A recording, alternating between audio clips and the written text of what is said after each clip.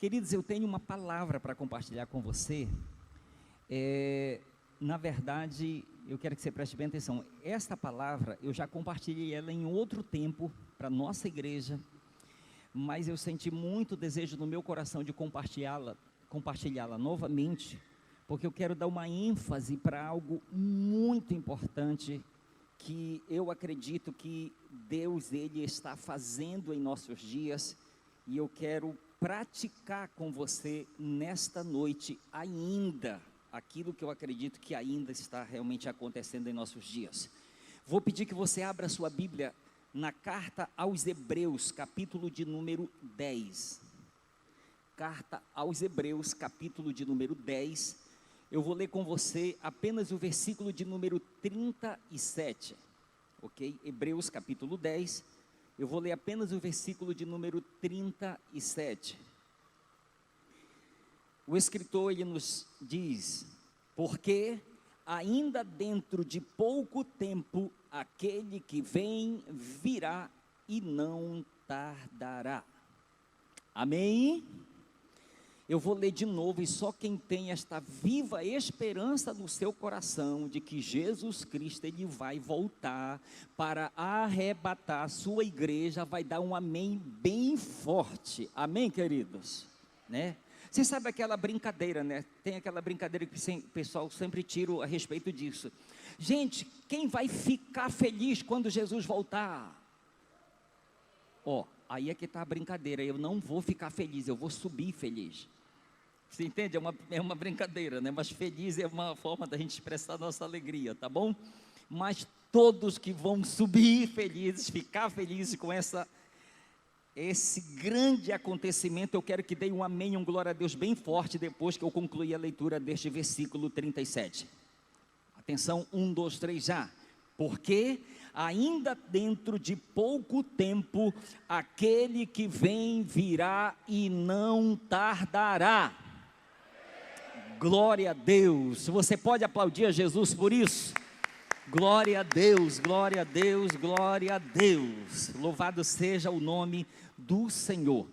Queridos, o tema da nossa palavra de hoje é: o tempo ainda não acabou. Esse é o tema da nossa palavra de hoje. O tempo ainda não acabou. Pode repetir esse tema bem forte comigo? 1, 2, 3, já. O tempo ainda não acabou. Queridos, preste atenção. Eu sei que alguns que já ouviram muita coisa que eu vou falar aqui dessa palavra vão pegar desde a introdução. Escute isso aqui. Queridos, no decorrer da história da humanidade, o Senhor, Ele estabeleceu períodos de tempos, longos ou curtos, nos quais, através de leis fixas, Ele trata com o homem de acordo com o tempo em que ele vive e, consequentemente, de acordo com o nível de revelação que possui de Deus. É a maneira como Deus escolheu lidar com o seu povo em cada período da história. E é isso que nós chamamos de dispensação. Eu quero falar com você um pouco a respeito disso. Queridos, 7 é o número de todas as dispensações que existem. De acordo com vários estudos, 5 delas já se passaram. Nós estamos vivendo a 6ª dispensação. Quais foram as dispensações que já passaram? Eu não vou poder me aprofundar nisso por causa do nosso tempo, mas eu quero passar bem rápido. Já se passaram a dispensação da inocência, a dispensação da consciência, a dispensação do governo humano, a dispensação da promessa, a dispensação da lei. Nós estamos vivendo a dispensação da graça de Deus. Nós estamos vivendo a dispensação da graça de Deus. Foi um período que Deus estabeleceu para que o ser humano pudesse viver dentro desse período, na medida em que o próprio Deus está tratando com ele nesse tempo em que ele está vivendo e, consequentemente, de acordo com o nível da própria revelação que este homem tem, ou o ser humano tem, a respeito de Deus. Por isso eu quero que você fique atento para aquilo que vai ser compartilhado aqui, que eu creio que tem algumas coisas preciosas, que eu creio que o Espírito Santo tem para ministrar ao meu e ao seu coração. A 7ª dispensação é a dispensação do reino milenar, ok? Mas isso vai se dar naturalmente depois da 6ª dispensação, que é a dispensação da graça. Apesar de muitos estudiosos afirmarem que a dispensação da graça, ela teve o seu início na morte de Jesus na cruz do Calvário, eu quero fazer menção de 2 textos aqui que eu acho muito interessante. Olha o que está escrito em João 1,14, preste sua atenção. E o verbo se fez carne e habitou entre nós, cheio de graça e de verdade, e vimos a sua glória, glória como do unigênito do Pai. E o verbo virou gente, o verbo assumiu a forma humana. Então, João, ele nos passa o entendimento de que a graça realmente ela se manifestou na pessoa de Cristo, no nascimento de Cristo. Um outro texto, João 1,17. Porque a lei foi dada por intermédio de Moisés, mas a graça e a verdade vieram por meio de Jesus Cristo. A graça e a verdade vieram por meio dele, através dele, junto com ele, ok? Só estou passando isso para você entender melhor, porque independente de ter sido no nascimento, na chegada dele, ou na crucificação, na morte dele, o fato é que Cristo, ele veio como que inaugurar a dispensação da graça de Deus para a humanidade. Essa dispensação, ela começou a ser anunciada desde o início, desde a queda do homem.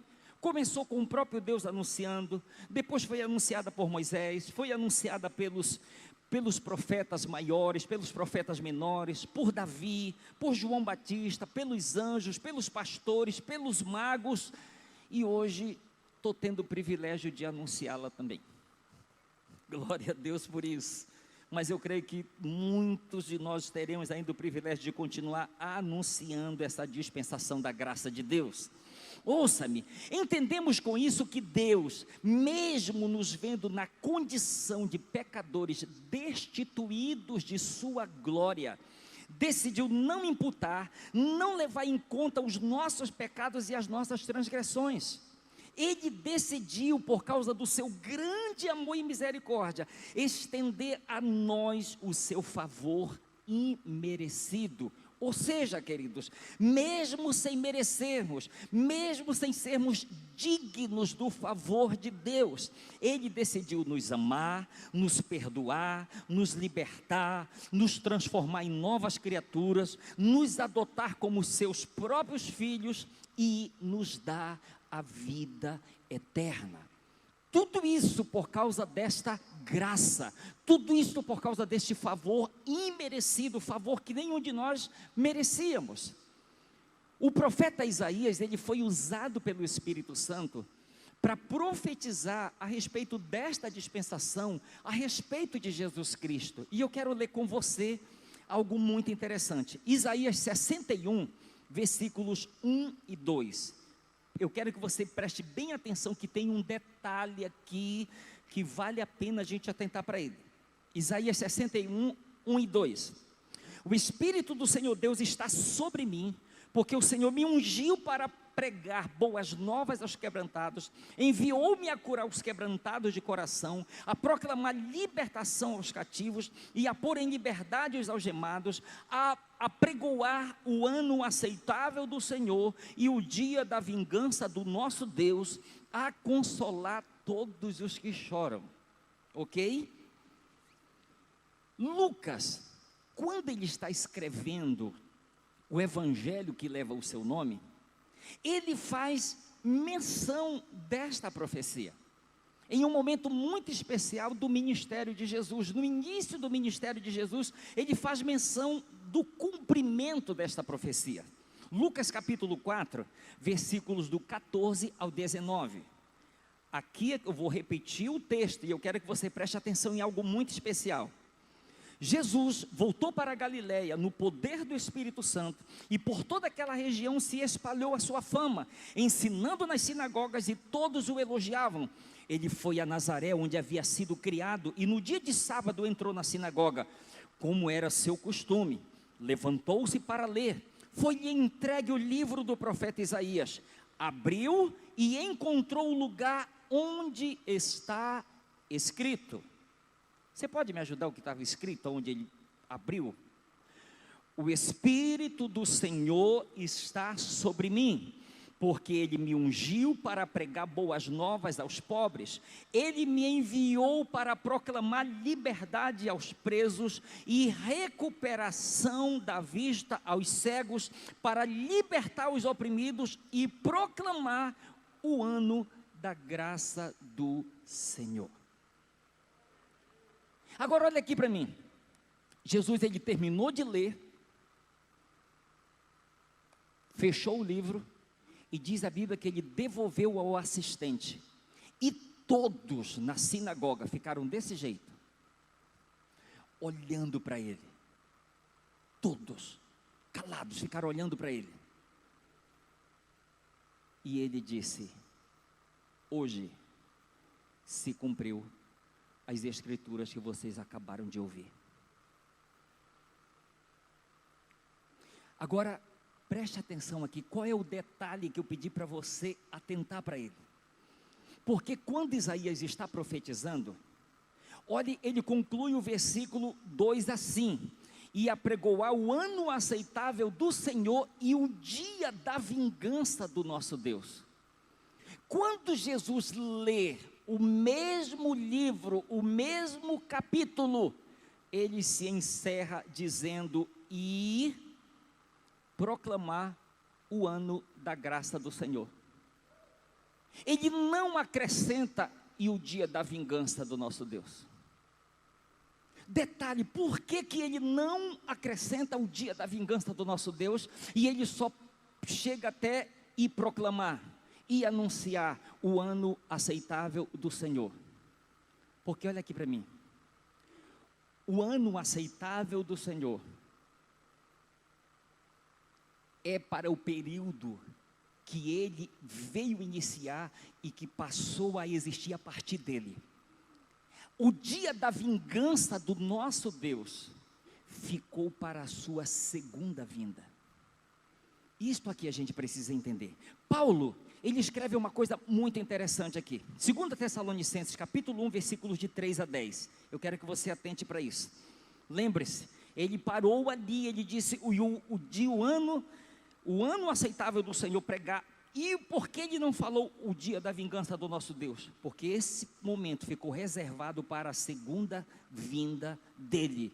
Ou seja, é o tempo em que se encerra a dispensação da graça. 2 Tessalonicenses 1, de 3 a 10. Irmãos, cumpre-nos dar sempre graças a Deus no tocante a vós outros, como é justo, pois a vossa fé cresce sobremaneira, e o vosso mútuo amor de uns para com os outros vai aumentando, a tal ponto de nós mesmos nos gloriarmos de vós nas igrejas de Deus, à vista da vossa constância e fé, em todas as vossas perseguições e nas tribulações que suportais, sinal evidente do reto juízo de Deus, para que sejais considerados dignos do reino de Deus, pelo qual com efeito estáis sofrendo, se de fato é justo para com Deus que Ele dê em paga tribulação aos que vos atribulam, e a vós outros que sois atribulados, alívio juntamente conosco, quando do céu se manifestar o Senhor Jesus, com os anjos do seu poder, em chamas de fogo, tomando vingança contra os que não conhecem a Deus, e contra os que não obedecem ao Evangelho de nosso Senhor Jesus Cristo. Estes sofrerão penalidade de eterna destruição, banidos da face do Senhor e da glória do seu poder, quando vier para ser glorificado nos seus santos e ser admirado em todos os que creram naquele dia, porquanto foi crido entre vós o nosso testemunho. Então, queridos, Paulo ele deixa muito claro neste texto que haverá um tempo em que a vingança do nosso Deus irá se manifestar. Mas é importante ressaltar novamente que Jesus, ele não leu. Por quê? Porque aquela parte não fazia parte do cumprimento daquilo que Jesus iria viver no seu ministério terreno. Entende? É importante a gente separar isso e anunciar e proclamar o ano da bondade do Senhor, ou o ano da graça do Senhor, e o dia da vingança do nosso Deus, não. Vai ficar reservado para o seu devido tempo. Agora eu quero entrar em algo muito precioso, preste atenção. O que vai acontecer, ou o que está acontecendo, enquanto esta dispensação durar? Ou seja, enquanto esse tempo ainda não acabou, o que está acontecendo, queridos? O que está se cumprindo enquanto essa dispensação, ela não concluiu, não foi encerrada? 3 coisas pelo menos eu quero mencionar aqui, que estão acontecendo enquanto essa dispensação, ela estiver dentro da sua validade. Primeira coisa que está acontecendo: o ano aceitável do Senhor ainda está sendo anunciado. Entende? Preste atenção, enquanto essa graça, esse tempo não se acabar, o ano aceitável do Senhor, ele continuará sendo anunciado. E um texto que eu quero mencionar com você, que nos retrata bem isso, é o que está em Atos capítulo 17, a partir do versículo 22. Preste bem atenção nas palavras do apóstolo Paulo. Então Paulo levantou-se no meio do Areópago, disse: senhores atenienses, em tudo vos vejo acentuadamente religiosos, porque passando e observando os objetos do vosso culto, encontrei também um altar no qual está escrito: ao Deus desconhecido. Pois esse que adorais sem conhecer é precisamente aquele que eu vos anuncio, o Deus que fez o mundo e tudo que nele existe, sendo ele Senhor do céu e da terra, não habita em santuários feitos por mãos humanas, nem é servido por mãos humanas, como se de alguma coisa precisasse, pois ele mesmo é quem a todos dá vida, respiração e tudo mais. De um só fez toda a raça humana para habitar sobre toda a face da terra, havendo fixado os tempos previamente estabelecidos e os limites de sua habitação, para buscarem a Deus, se porventura tateando o possam achar, bem que não está longe de cada um de nós, pois nele vivemos e nos movemos e existimos, como alguns dos vossos poetas têm dito, porque dele também somos geração. Sendo, pois, geração de Deus, não devemos pensar que a divindade é semelhança ao ouro, à prata ou à pedra, trabalhados pela arte e imaginação do homem. Ora, não levou Deus em conta os tempos da ignorância, agora, porém, notifica aos homens que todos, em toda parte, se arrependam, porquanto estabeleceu um dia em que há de julgar o mundo com justiça, por meio de um varão que destinou e acreditou diante de todos, ressuscitando-o dentre os mortos. Queridos, esta palavra aqui para mim é um resumo de se anunciar o ano aceitável do Senhor. É como se Paulo dissesse: olha, independente do que você viveu até hoje, eu quero lhes dizer, Deus não levou em consideração o tempo da ignorância de vocês, mas agora, neste tempo, Ele testifica a todos e em todo lugar que se arrependam, porque haverá um dia que será o dia do juízo, que será o dia da vingança do nosso Deus. Então, queridos, enquanto a dispensação da graça não se encerrar, guarde isso, o que é que está acontecendo? O ano aceitável do Senhor está sendo anunciado em púlpitos de igreja, está sendo anunciado através de programa de televisão, através das rádios, através de panfletos, através do evangelismo pessoal, nas mais diversas formas. O ano aceitável do Senhor está sendo anunciado. Pastor, por que está acontecendo desta forma? É para que um dia ninguém chegue diante de Deus dizendo: eu sou inocente. eu não sabia, ninguém me falou, nunca chegou a mim esta informação. Não, o Evangelho está sendo levado, o ano aceitável do Senhor está sendo pregado, está sendo anunciado para que todos se tornem, sabe, para que a igreja se torne testemunho e leve esse evangelho a todos, porque Jesus, ele prometeu uma coisa: e será pregado este evangelho do reino para testemunho de todas as nações, e então virá o fim. Queridos, Deus já usou pessoas para dizer: olha, a sua voz vai em lugares que você nunca vai pisar. Deus prometendo para cantores evangélicos, para pregadores, ou seja, você vai pregar para pessoas que você nunca vai ver, em lugares onde você nunca vai chegar, mas a sua voz vai chegar lá. Ou seja, o evangelho, ele está sendo pregado para todos e em todo lugar. Só quem entendeu, dá um amém para mim aí. Agora entenda, quando ele fala de o ano aceitável do Senhor, ele não está se falando de 365 dias, queridos. Entenda, ele não está se referindo a 365 dias de um ano. Porque senão você vai contar: meu Deus do céu, 2021 já está indo embora. Será que até dia 31 de dezembro? Não está se referindo a 365 dias de um ano, mas a um período de tempo determinado pelo Senhor para tratar com o ser humano. Entende? É um período que Deus estabeleceu para agir assim.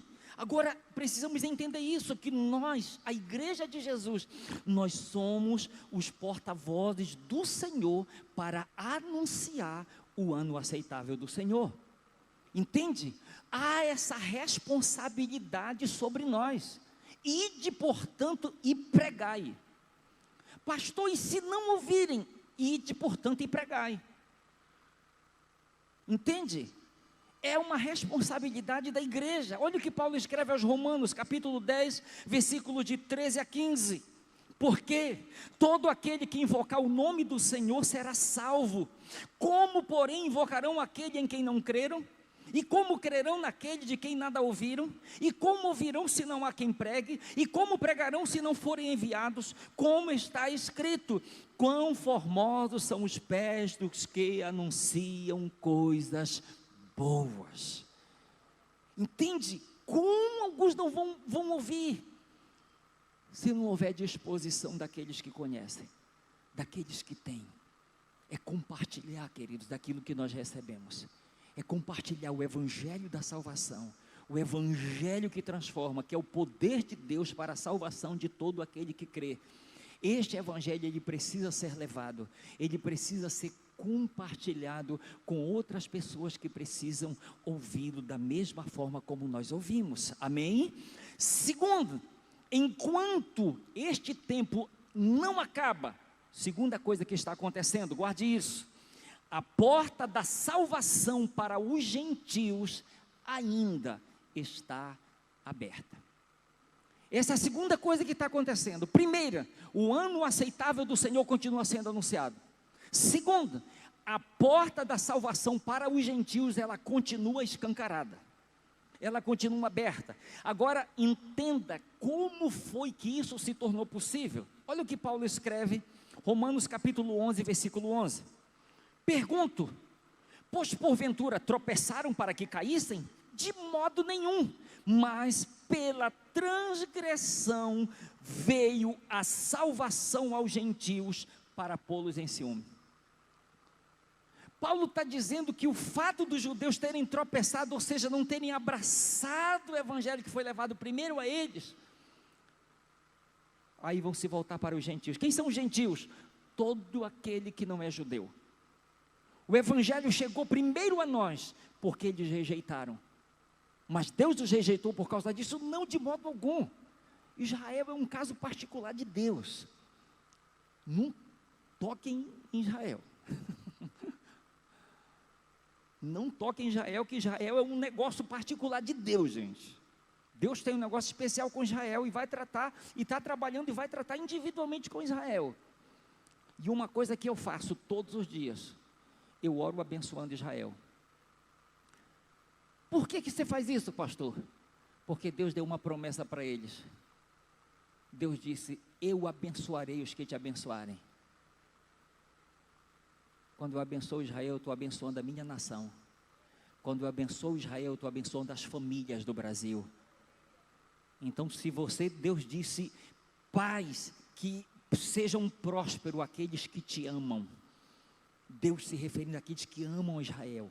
Então Deus tem um negócio, queridos, mas a salvação, ela chegou para os gentios, ou seja, a porta da salvação se abriu para todos nós, por causa do tropeço de Israel. E olha o que mais está escrito a respeito dos gentios, todos nós que não somos judeus. Atos 11, versículo de 17 e 18, isso aqui é um relato de Pedro, quando ele foi chamado para ir até a casa de Cornélio. Ele testemunha assim: pois se Deus lhes concedeu o mesmo dom que a nós nos outorgou quando cremos no Senhor Jesus, quem era eu para que pudesse resistir a Deus? E ouvindo eles estas coisas, apaziguaram-se e glorificavam a Deus, dizendo: logo, também aos gentios foi por Deus concedido o arrependimento para a vida. Ou seja, o evangelho chegou até mim, o evangelho da salvação chegou até você, porque Deus, ele decidiu nos alcançar. Pastor, e se os judeus recebessem o evangelho, não ia chegar até nós? Ia. Da mesma forma iria chegar, só que seria por intermédio dos judeus. Ele veio para os que eram seus, mas os seus não o receberam. Mas a todos quantos o receberam, deu-lhes o poder de serem feitos filhos de Deus, a saber, aos que creem no seu nome. Agora, entenda isso aqui, a respeito dessa porta da salvação para os gentios, que ainda está aberta. A gente precisa entender o seguinte, preste atenção, qual é o meu conselho para você que é gentil assim como eu, que não é judeu? O meu conselho é: aproveite a oportunidade. Por que, pastor? Porque essa porta vai se fechar. Olha aqui para mim, deixa eu falar de novo. Aproveite esta oportunidade para a salvação, porque esta porta um dia vai se fechar. Ela foi aberta com a bênção, pelo amor de Deus, mas um dia ela vai se fechar. E eu quero fazer menção de algo aqui, Gênesis capítulo 7, versículos 15 e 16. Olha o que Deus falou para Noé: de toda a carne em que há fôlego de vida, entraram de 2 em 2 para Noé na arca. Eram macho e fêmeas que entraram de toda a carne, como Deus lhe havia ordenado, e o Senhor fechou a porta após eles. E o Senhor fechou a porta após ele. Mas pastor, o que tem a ver? Isso aconteceu lá, pastor, no início lá. Mateus capítulo 24, versículo 37. Pois assim como foi nos dias de Noé, também será a vinda do Filho do Homem. A porta hoje está aberta, amanhã ela vai estar fechada. Senhor, abra-nos a porta, Senhor. Apartai-vos de mim, vós que praticais a iniquidade, eu não vos conheço. Você sabe o que eu imagino? Noé fecha a arca, ele com sua família e os animais. Eu imagino as pessoas do lado de fora: Noé, abre a arca, Noé, abre. Eu imagino que Noé talvez até quis abrir a arca, porém já não dependia mais de Noé, porque a Bíblia diz que o Senhor fechou a arca após eles. Então, ou seja, Deus estabeleceu um tempo, só que infelizmente não aproveitaram. Pastor, e depois da morte? E se eu não aproveitar agora que a porta está aberta? E depois da morte? Hebreus capítulo 9, versículo 27. E assim como aos homens está ordenado morrer em uma só vez, vindo depois disso o juízo. O tempo é agora. O tempo ainda não acabou. O tempo oportuno é este.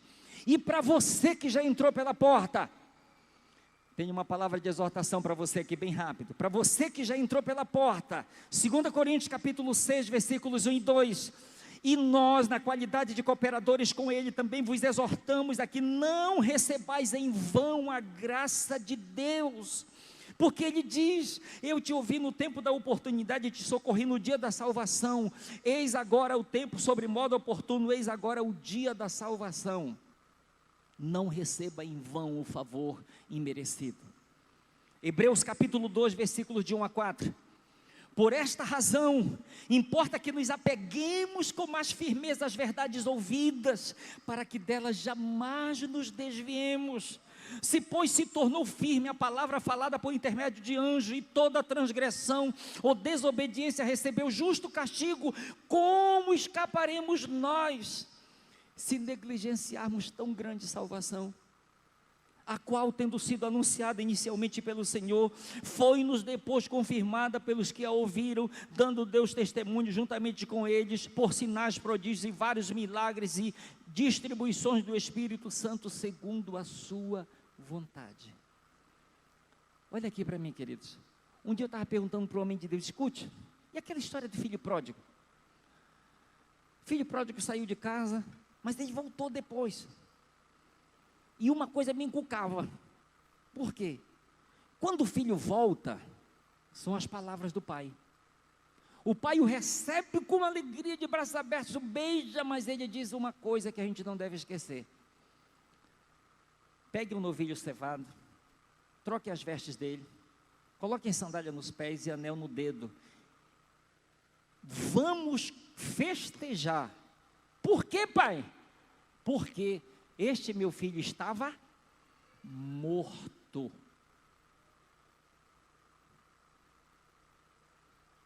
Ele morreu no dia que ele deixou o pai.